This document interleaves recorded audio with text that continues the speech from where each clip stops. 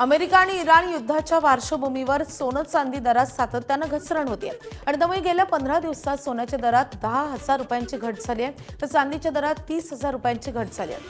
मित्रांनो, महाराष्ट्राचे मुख्यमंत्री देवेंद्र फडणवीस सतत राज्यात गुंतवणूक आणि अर्थव्यवस्था मजबूत करण्यावर भर देत आहे। दुसरीकडे महाराष्ट्रातही लग्न सराईचा हंगाम जवळ येत आहे आणि अनेक कुटुंबे सोने खरेदीची तयारी करत आहेत।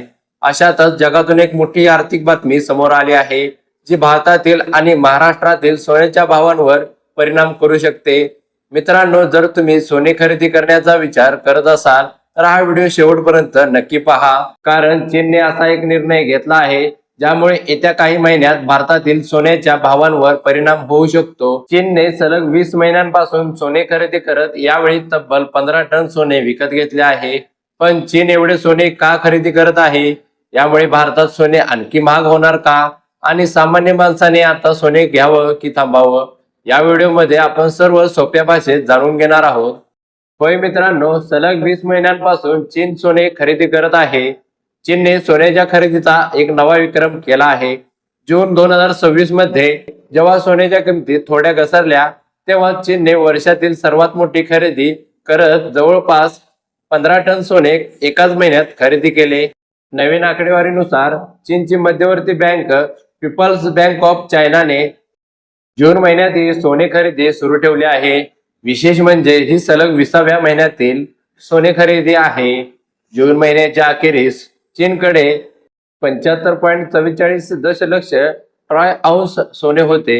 यापूर्वी मे महिन्याच्या अखेरीस हा आकडा 74.96 दशलक्ष ट्राय औंस होता। म्हणजे एका महिन्यात चीनने आपल्या सोन्याच्या साठ्यात पुन्हा वाढ केली। मात्र सोन्याचे प्रमाण वाढले असले तरी त्याचा एकूण किमतीत थोडी घट झाली आहे, कारण आंतरराष्ट्रीय बाजारात सोन्याच्या भावात चढ उतार झाले आहे। याचा अर्थ चीनकडे आधीपेक्षा जास्त सोने आहे, पण बाजारभाव बदलल्यामुळे त्याच्या साठ्याची किंमत कमी झाली आहे। आता प्रश्न असा आहे की चीन सतत सोने खरेदी का करत आहे? यामागे 3 मोठी कारणे आहेत। पहिले म्हणजे जगभरात वाढलेली आर्थिक अनिश्चितता, दुसरी म्हणजे अमेरिकन डॉलरवरील अवलंबित्व कमी करणे आणि तिसरी म्हणजे भविष्यात कोणतेही मोठे आर्थिक संकट आले तरी देशाकडे पुरेसा सोन्याचा साठा असावा। तज्ज्ञांच्या मते जगातील अनेक मध्यवर्ती बँका गेल्या काही वर्षापासून आपल्या सोन्याचा साठा वाढवत आहेत।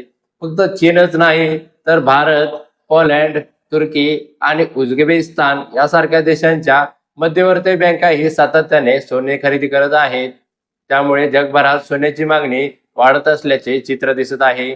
यामागची प्रमुख कारणे म्हणजे आर्थिक अनिश्चितता, जगातील वाढता तणाव आणि आपल्या परकीय चलनाच्या साठ्याबरोबर सोन्याचाही साठा वाढवणे। संकटाच्या काळात सोने ही सुरक्षित गुंतवणूक मानली जाते। त्यामुळे अनेक देश आपल्या साठ्याचा काही भाग सोन्याच्या स्वरूपात ठेवण्यास प्राधान्य देतात। आता प्रश्न असा आहे की चीनच्या या मोठ्या खरेदीतून जगाला कोणता संदेश मिळत आहे?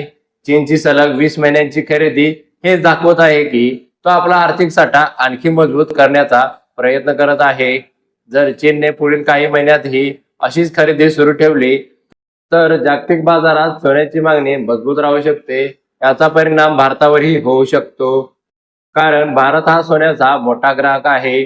जागतिक बाजारात मागणी वाढली तर भारतातही सोन्याच्या किमती वाढण्याची शक्यता असते। आता प्रश्न हा आहे की याचा सामान्य लोकांवर काय परिणाम होऊ शकतो? जर चीन आणि इतर देशांनी मोठ्या प्रमाणात सोने खरेदी सुरूच ठेवले तर पुढील काळात सोन्याच्या किमती वाढू शकतात। अशा वेळी लग्न सराईसाठी किंवा दागिने खरेदी करणाऱ्या लोकांना जास्त पैसे मोजावे लागू शकतात। मात्र आधीच सोने खरेदी करून ठेवलेल्या लोकांसाठी ही चांगली बातमी ठरू शकते, कारण त्यांच्या सोन्याची किंमत वाढण्याची शक्यता असते।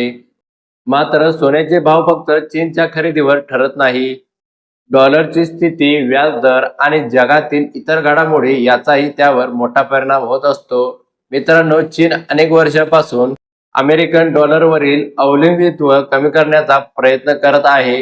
काही तज्ज्ञांचे मत आहे की भविष्यात जगातील अनेक देश डॉलर बरोबरच सोन्यालाही अधिक महत्त्व देतील।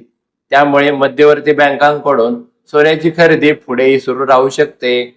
विशेषतः रशियावर अमेरिकेने आर्थिक निर्बंध लावल्यानंतर चीनने त्यातून मोठा धडा घेतल्याचे मानले जाते. तज्ञांच्या मते स्वतःच्या देशात ठेवलेले सोने इतर आर्थिक मालमत्तेपेक्षा अधिक सुरक्षित मानले जाते. त्यामुळे चीनची ही चाल केवळ परराष्ट्र धोरणाचा भाग नसून आर्थिक सुरक्षिततेशी संबंधित असल्याचे मानले जाते. याच कारणामुळे चीनसोबत पोलंड, उझबेकिस्तान आणि काही इतर देशही सातत्याने सोने खरेदी करत आहेत. मात्र सामान्य गुंतवणूकदारांनी अशा बातम्या पाहून लगेच सोने खरेदी करण्याचा निर्णय घेऊ नये. सोन्याचे भाव जागतिक घडामोडी, डॉलर, व्याजदर आणि मागणी पुरवठा यावरही अवलंबून असतात. त्यामुळे विचार करूनच गुंतवणूक करणे योग्य ठरते. मित्रांनो, तुम्हाला हा रिपोर्ट कसा वाटला? तुमचे मत कमेंटमध्ये नक्की सांगा. व्हिडिओ आवडला असेल तर लाईक आणि शेअर करा. अशाच महत्त्वाच्या अपडेटसाठी आमच्या सोबत जोडलेले राहा.